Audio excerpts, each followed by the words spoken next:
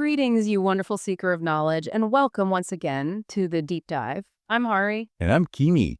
It's great to be diving into another fascinating topic with you all. Absolutely. Before we get started, though, a little something to sweeten the pot.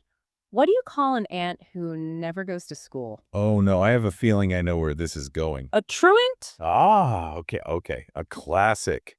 Well, on that note, today we're actually looking at a real ant, a very interesting one native to Australia, the banded sugar ant, or Camponotus consobrinus. That's right. And we've gathered quite a bit of info, scientific classifications, notes on its appearance, where it lives, its behavior, ecology, life cycle, how it interacts with others, including us humans, even a bit about its classification history. Yeah, and our mission, as always, is to sift through all that and, pull out the most important and interesting bits. We want you to get a really solid understanding of this ant without getting lost in overly technical stuff. Exactly. So let's start with that name and what they look like. Banded sugar ant. It kind of gives it away, doesn't it? It really does. The sources are clear. It points to their, fondness for sugary foods and that very noticeable orange-brown band around their gaster, which is basically the back part of their abdomen. And digging into the Science E classification, it's kingdom Animalia, phylum Arthropoda, class Insecta, order Hymenoptera, that's ants, bees, wasps, family Formicidae, the ants, all the way down to Camponotus consobrinus. Right. And being in the Camponotus genus is significant. It puts them with the carpenter ants, typically known for nesting in wood, though our banded sugar ant isn't strictly a wood nester. Oh, interesting. And what about the consobrinus part? Yeah, fun fact there. Consobrinus is Latin for cousin. It seems the early scientists who named it thought it looked a lot like another ant. Camponotus herculeanus shows how important looks were for early classification. Makes sense. No, I read they're polymorphic. What does that mean exactly for these ants? It means within one colony, you get different physical forms of workers. You have the smaller, slimmer, minor workers doing general tasks, foraging and such. And then you have the larger, more robust major workers, sometimes called soldiers. They range quite a bit in size, maybe 5 to 15 millimeters, with the queen being even bigger. 15 millimeters, that's quite a big ant. It is. And here's something less known. Their color isn't just down to genetics. It seems environmental things like humidity and temperature can influence their exact shade, maybe for camouflage or recognition. It's not entirely clear. Fascinating. So the typical female worker we see has that black head, orange middle section, the thorax, and the signature orange-brown band on the abdomen. Exactly. Quite striking. But the males are different. They're just completely black. And one more anatomy point. They're missing something many other ants have. A gland. That's right, the metapleural gland. Many ants have it, possibly for producing antimicrobials, but banded sugar ants don't, which raises questions about their other defenses. Okay, so where can we actually find these ants? Are they all over Australia? They're very widespread, especially common in the southeast. Think Queensland's northeast coast, right down through New South Wales, ACT, Victoria, Tasmania. Tasmania too. Yeah. And even quite common in Adelaide, South Australia, particularly the southeastern parts of the state. But interestingly, their presence out in Western Australia is still listed as unconfirmed. So mostly eastern and southeastern Australia. What kind of places do they like to live in? They're quite adaptable. You find them in urban areas, sometimes a bit too close for comfort, but also in eucalypt forests, drier woodlands, sclerophyll woodlands, grasslands, and heaths. Generally, they prefer mesic environments. Mesic, meaning moderately moist. Exactly. Not super dry, not rainforest wet. Yeah. Here's a related, less-known fact. In the really dry parts of Australia where you don't find the banded sugar ant, its niche is often taken over by the black-headed sugar ant, Camponotus nigriceps.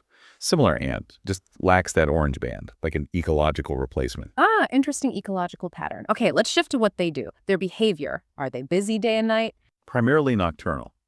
Most of their foraging happens around dusk.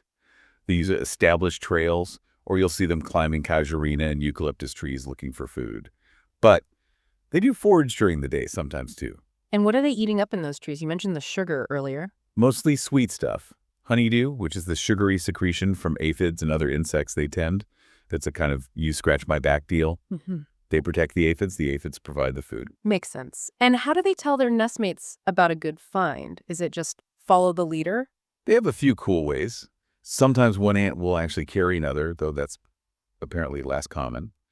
More often, they use tandem running.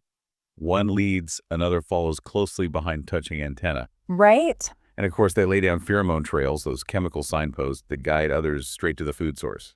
Pretty sophisticated social stuff. It really is. What about other ants? Do they get along?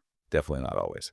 They have a well-documented rivalry with meat ants, Iridomyrmex purpuris. It gets quite intense. They steal food from each other, and they even plug up the entrances to each other's nests with pebbles and debris. Nest plugging. That's serious. It is. And another little-known interaction. If trees grow over a meat ant nest and weaken it with shade, banded sugar ants might actually invade and take the whole nest over, filling the tunnels with this black resinous stuff. Wow. Opportunistic takeover. So they're not just about sugar, they hunt too. Oh yes, workers prey on other insects. They have a neat trick. They spray formic acid to kill or disable their prey. Formic acid. Okay. And what eats them? Other ants, echidnas, those spiny anteaters and birds. Fun fact, starlings have been seen doing something called anting with them, rubbing the ants on their feathers. The reason why isn't fully understood. Maybe pest control or soothing the skin. Enting, huh? Weird and wonderful. Okay, let's quickly trace their life. Egg to adult. Standard ant life cycle. Yeah. Egg, larva, pupa, then adult.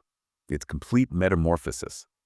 And like bees and wasps, fertilized eggs become females, workers, or queens, while unfertilized eggs become males. And colonies usually have one queen. Mostly, yes, that's called monogamy.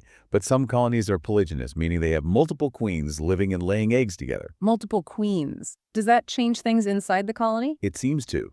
A less-known finding is that in these multi-queen colonies, an ant's caste, whether it becomes a worker or a soldier, seems strongly linked to which queen laid the egg. So genetics plays a big role there. Interesting. And single queen colonies? They tend to be monandrous, that the queen mates only once in her life. Just once. And when does that happen? The mating flights? Observations point towards midsummer.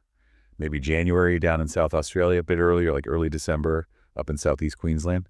Usually on warm afternoons, perfect flying weather for the virgin queens and males. And the queens, they live a long time, right? Astonishingly long for an insect. 7 years or even more.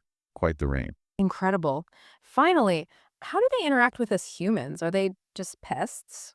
Well, they can be considered pests sometimes. They might wander indoors at night looking for food, especially sugary spills, and they can chew into wood, though usually it's minor damage compared to termites. And do they sting or bite? No sting. But the larger soldiers, those major workers, have strong jaws and can give a painful bite if they feel threatened. Plus, that formic acid spray can be irritating if it gets on your skin. Good to know. Any other historical connection? Actually, yes.